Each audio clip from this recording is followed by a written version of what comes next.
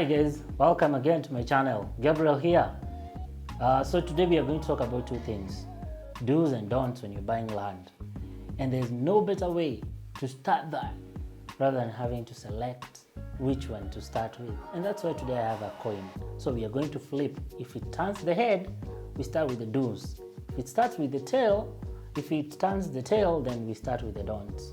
I don't know. I didn't have any specific reason why I picked that, but that's just me. Maybe you can pick the other way, but I'm sure you have only two options. I believe I am doing the right thing, so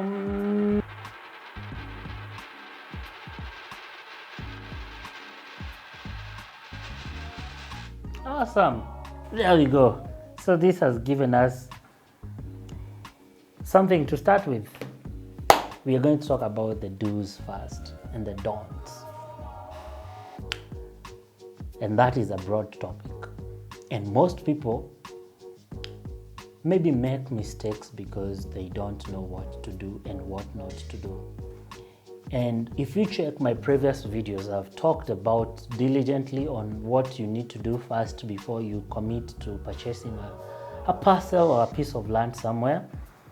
And today I'm here to advise you on some of the things that you also need not to do.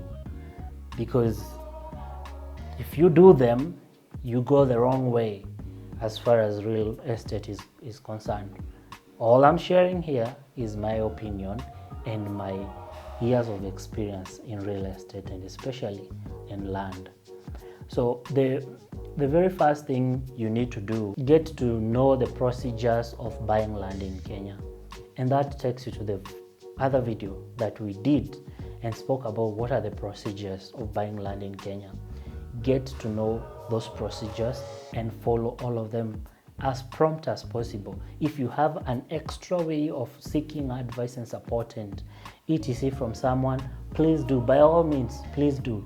Because this is your money.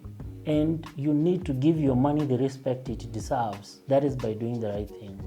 Follow the procedures of procuring or purchasing land in Kenya and get to follow through those procedures correctly. The second thing that I encourage you to do is get to know the market value of the land you're purchasing. I say this because I noticed that some people just end up overpaying for what they should have not overpaid. On most occasions, that is what happens.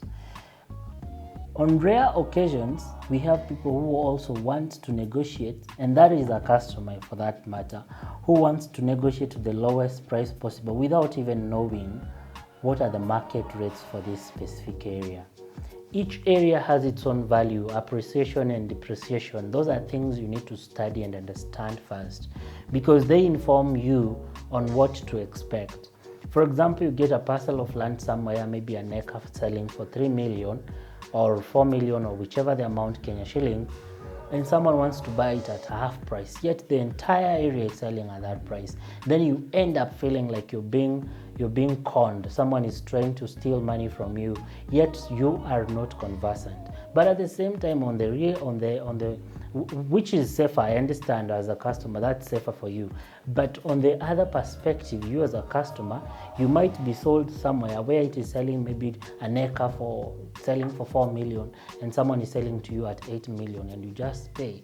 Well, if you are able to pay without any pain, any complaint, that is a good thing for the seller and the vendor is a happy person to close that deal. But on you as a customer, you've spent more money. Maybe you could have saved that money and purchased either bigger size or purchased somewhere else. So you need to be conversant, research and get to know what are the market values of a specific area for a specific size of land. Which takes me to the third point. Focus on values. Do not focus on the amount per se. Focus on values. What are the value additions that you're going to get along with the money that you're paying?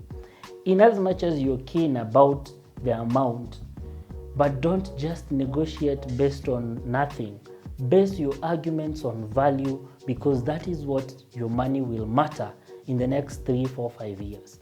If you're going to live feeling happy about that decision is because of the values, the valuation, the value, whatever, the value of that land that you're getting within a given period. that is what you're buying, and base your argument on that.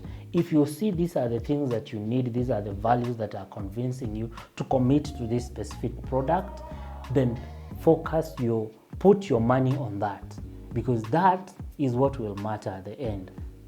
Another thing, possibly the fourth one, engage and have conversations with people who you're transacting with. Get to familiarize with them. I know I mentioned this in my previous video on the procedures of buying land, but I'm repeating it again here in the concept that you need to have conversations and ask questions. I have seen buyers jump in, they don't ask any question, they be like, where is the land? Okay, that's the only question. How much is it? So where is your bank account? Like they have like 3, 4, 5 questions. You'll be like, wait, this is your money you're giving out. If you don't ask questions, how are you going to explain to yourself how you spend that money? You need to have a clear conscious structure or a structured thought on how you purchase this land. And therefore, this invites the conversation of where is the land? What is coming up in that area? How is the area? What is the appreciation value? How is the place performing in terms of security, in terms of personal growth, and what are the development structures that are coming up? Because those are the questions that you're going to live with. Those are things that is becoming a part of you. Remember, you're buying a piece of land that's going to be a part of you. If you're buying for speculation, remember, speculation means you're going to resell this land. When you're going to resell this land, you're going to actually expect to get more money out of it by selling the same values, the same questions that you're going to ask today. You're going to sell those questions to someone so that they can buy that land. So if you're not going to ask those questions, the day you're going to resell that property, you're going to be there. Someone is telling you, oh, this land, you told me it is 2 million. No, I find it half that price because of ABCD. And you'll be like, oh, by the way, why didn't I ask those questions? I'm like, here, why didn't you ask those questions? Another thing that we all fail is not knowing where we're buying. I think that's the most, I think for me, I find it sad, because you need to identify the place. You need to know the place. It's like you opening an account with a certain bank that you don't know where the branches are located. And then you'll be like, so can I just do mobile money, be sending money? Yeah, you can do mobile money, be sending money, but which bank? Where are the branches? Do you know the offices? If you're not able to go and familiarize yourself with that place, how will you be able to go back and trace and say this was my land? So therefore I'm claiming, if someone is encroaching your land, you'll be able to say, hey man, this is my parcel. So if you don't know where you're buying, clearly you don't know how you're spending your money. Please get to know where you're buying the land. That drives me to things you should not do when you're buying land. So the first thing is, which I've seen on so many occasions, and I feel like I can say just this as the first point. Someone comes to buy because other people are buying. No, that is so wrong. You need to change your perspective about buying land. Don't buy because other people are buying. No, because they are buying for their own reasons. It's the same thing when you go somewhere and you find people are eating, people be like, oh, okay, you are eating, so, and then you be like, I also want to eat. Does it make sense? I think it doesn't. You eat because you're hungry. You just don't dump your money because you feel people are dumping money. There are so many concepts, so many days. Every day I hear people telling me, I am turning 30 and I don't have something of my own. What has your age got to do with owning something of your own? Because your age mates are putting some pressure in you and making you feel like you need to. That is good pressure though, but I need you to have more reason. I need you to have more reasons why you're buying that land, because you'll end up spending money on things that are maybe not appropriate at that point. I mean, it's land, it's not life and death. You may skip buying today and buy tomorrow and be able to take care of the basic and priority list of things, but do not buy because someone is buying. People buy for different reasons. Others for speculation, others for building, others for reselling, others for just having it. And you're there buying because your friend bought, then you're going to buy because of the same reasons. What if you have a financial challenge the following day or a day after? You're not going to come back and say, hey, I spent my money wrongly. No, you need to analyze your situation. You need to analyze your reasoning. You need to analyze your concept and the reason why you're buying that property, because within that is when you commit to your heart, you commit to your body, your soul. You say, you know what, this is what I want and I'm going for it. And I'm going for it because of A, B, C, not because someone else owns it. Another thing that I find it a bit weird for people to when it comes to buying land, which I discourage completely, is the concept. And it has been always, I think everyone, I don't know, the moment you start a conversation with someone, they'll be like, I'm interested to buy a property. Hello Gabriel, where are you selling some land? I'm interested in buying some property with you. And you'll be like, oh yeah, we have lots of property. Where do you want to buy? I want somewhere where I can do commercial building. What are you intending to do? And then the next thing is, I'm doing apartments. Brilliant idea. That's a very brilliant idea. I don't disagree with it. And I mean, the customer is always right. But come to think of it, why is everyone wanting to do apartments? Why is everyone keen about doing apartments?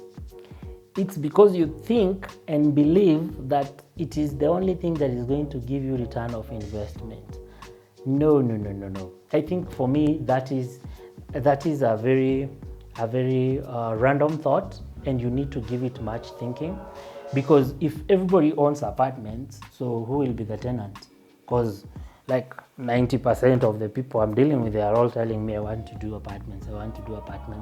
So who is going to be the tenant? Yeah, you see, that's the mess. The point is, sometimes, yes, we can make decisions as random as they are, and ideas can change along the way, because anyway, it's open land. But once you have developed an idea in your mind and you know what you want to commit to, then it becomes easier for you to relate with it. Do not go into the normal approach, because when everybody goes normal, then it loses the meaning, the value is lost, and everything else. So if you're buying land, basically your approach is about having value and appreciation of value.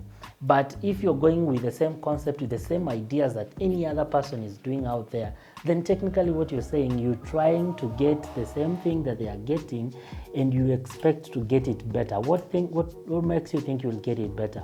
And this throws you back to the other conversation we were having previously about the competition on why you need to buy land. It's because it throws you into the same competition that we spoke about, that you are going to be subjected to a competition of now trying to do outstanding apartment, and to unnecessary pressure. You can have beautiful and different ideas, and apartments is great. It's one of the most brilliant idea, but so it's the most famous idea. You might want to change your concept. You can't do residential on all lands that you purchase. Not all lands are good for residential, or as well for apartments for that matter, or even for your own home living. So guys, I conclude this video by encouraging you to think more, have more ideas, and if you have something that you feel you can be able to share with this platform, please leave it on the comment section on things or ideas or things that you should do or things you don't need to do when you're buying land. Remember, we are having a conversation, and that's why I'm asking you, kindly subscribe to this channel and turn on your notification, because with that, we're going to have a more tentative and broad conversations about land investment. Through that, I'll be able to be informed on what I can be able to discuss with another person. And I'm not an expert, I'm just a learner like you. So why can't we learn together? So kindly subscribe and turn on your notification bell. I've been your guy, Gabriel. Thank you.